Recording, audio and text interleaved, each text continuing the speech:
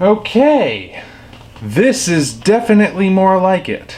So in case you either forgot or expunged all memory of it from your brain, back in the spring of 2019, a trailer was released for the live-action Sonic the Hedgehog movie, and it was met with a complete lack of enthusiasm at best and outrage at worst. There was a lot in between, of course. A lot of the negative reaction stemmed from the design of the title character, which, yeah, that's not good. The best you could say about it was that it was still technically recognizable as Sonic the Hedgehog, but at the same time, the proportions were just all off. The eyes were too small for the face, the head was too big for the body, which was oddly muscular and narrow compared to everything else. It just didn't look good. There were certain angles from which it looked okay, but overall, it was not a design that people would be willing to sit through a 2-hour movie and willingly subject themselves to. So naturally the trailer received negative reaction, and we all know how it's supposed to go these days. It starts up all of this controversy surrounding the movie, and the filmmakers are going to lash out at everyone and call everyone entitled fanboys, which, let's be honest, the Sonic fandom does have a bad reputation, so you would half expect it to be automatic at this point, and everyone would be miserable and the movie would wind up being a disastrous flop. But something interesting happened instead.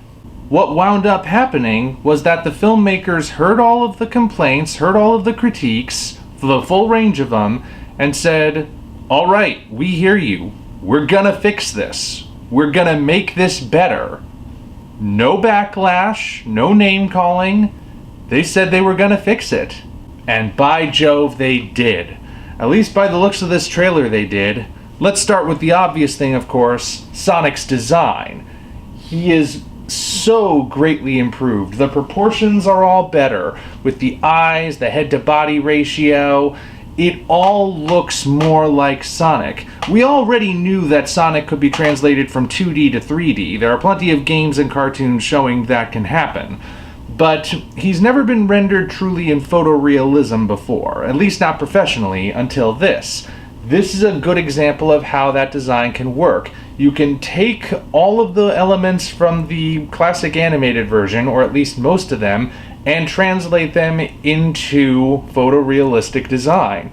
Obviously, it's not exact. This version of Sonic lacks the giant Cyclops eye, for example, but let's be honest, that probably would have looked weird in live action.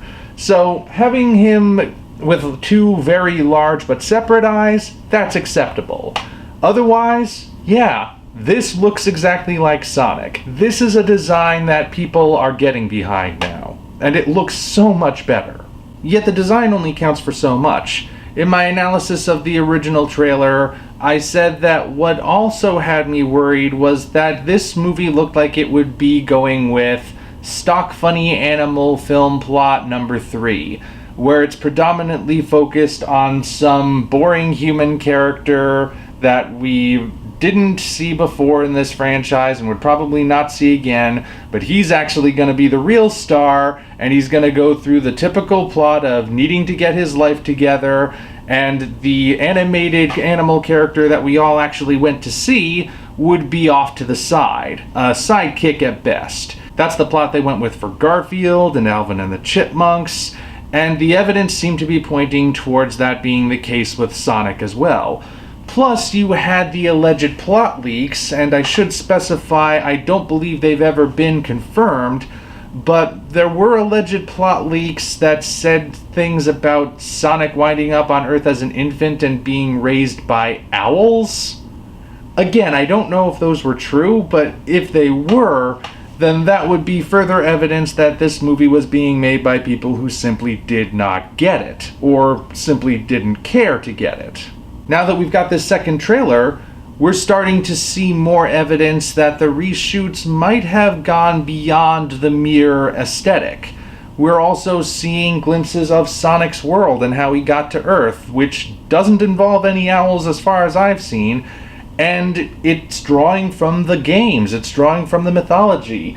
That's a Sonic level from the classic game.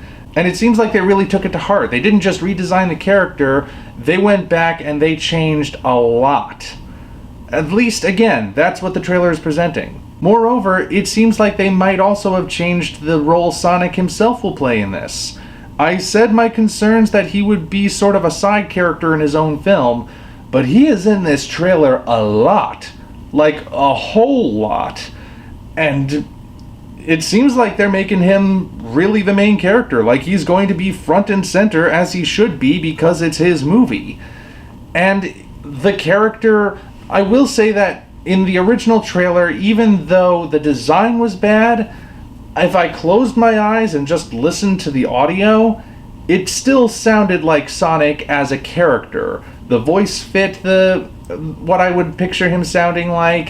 He had that same level of brash arrogance, well, not really arrogance, but confidence, I guess you would say. Confidence that borders on arrogance. It depends on which version you're going with. But it sounded like Sonic. It seemed like even if they didn't get the look down, they did have a sense of what kind of character he is. And that shines through in this trailer, but it's also showing Sonic's heroism. The fact that he's not just an egotist, but that he really does care. He is a hero in the same vein as anything Marvel or DC has ever come up with and put out for us. The level of improvement between the two trailers is astounding. And you know, it's kind of restored a little bit of faith in the entertainment industry for me.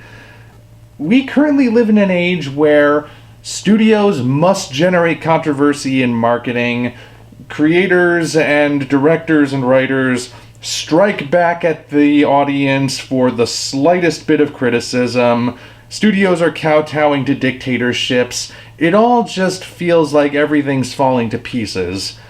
And yet here comes this one production where, when the reaction to the first trailer is resoundingly negative, rather than strike back, they listen and they make changes. And let's be clear on something here, folks. These changes they have made could not have been cheap, because a lot of them involve special effects. Sonic is technically a special effect in this film. To redesign him and redo every single scene he appears in, that costs a lot of money. And that's just the major change that we know they've made. Who knows how many other changes they might have made as well. It wouldn't have been cheap, and for all intents and purposes, they didn't have to do that. Sure, you could say that it's their responsibility to do it, but in the end, they were really under no obligation. No one was holding a gun to their heads and saying they had to change it. They could have just kept everything as is and released the movie and maybe made back a little bit of money, but ultimately still go down in history as having released a bad film. If the movie did turn out to be bad, of course. But no, they actually put in the effort. And I think that tells me this wasn't just a cynical thing for them. 'Cause they probably increased their budget quite significantly by doing this. They already had to push back the release date. Sonic the Hedgehog was supposed to be released this month in November. Now it's going to be released in February. So we already know it cost them that much, and now it's also the monetary cost you have to factor in. I think that tells me they really do care. And they really do want to make this the best possible movie it could be. And you know what? That's earned them my ticket. Like I said, the entertainment industry isn't what it used to be. Terminator Dark Fate recently released. It's one of the biggest box office flops of the year. And the director in the days leading up to it was preemptively striking back at the fans, saying only misogynists won't like this movie. I think more people might have given the movie a shot if he hadn't said that, but he did, and that's what ultimately sealed the deal for a lot of people to stay away and do something else that weekend. But we didn't have that happen with Sonic. Even though the reactions weren't always the best among people when they saw that first trailer, the filmmakers still decided to not strike back. I'm gonna see this movie because I think they deserve a fair shot. They put in the extra effort. The movie could still be bad, don't get me wrong. This trailer could be just lying to us. They could have just polished a giant turd, but it deserves its fair chance because they did put in the effort. They did take the high road. And you know, that counts for a lot these days. In an age where all of the cool directors are calling their critics racist, sexist, homophobes for the slightest bit of critique, regardless of what that critique actually is, having someone who doesn't strike back but rather says, okay, we're gonna take our work and make it better, that's something rare. So come February of 2020, I will be in theaters watching Sonic the Hedgehog. Like I said, the movie could still be bad, but I will be honest with you about it. If it does turn out bad, though, it certainly will not have been for lack of trying. So, I'll give it a shot. The filmmakers have earned my respect, and in so doing, they have earned my support. At least for the first opening weekend. We'll see what happens. I'm holding out for this movie now, though, because this is the one movie where things could have gone really bad in the behind the scenes and the marketing and whatnot, but so far they haven't. So far things took a positive turn. These days, that counts for a lot. So, those are my thoughts right now. Until such time as we meet again, this is the Omni Viewer, signing off. If you enjoyed this video, be sure to like it, as well as subscribe to the channel for more content of a similar nature.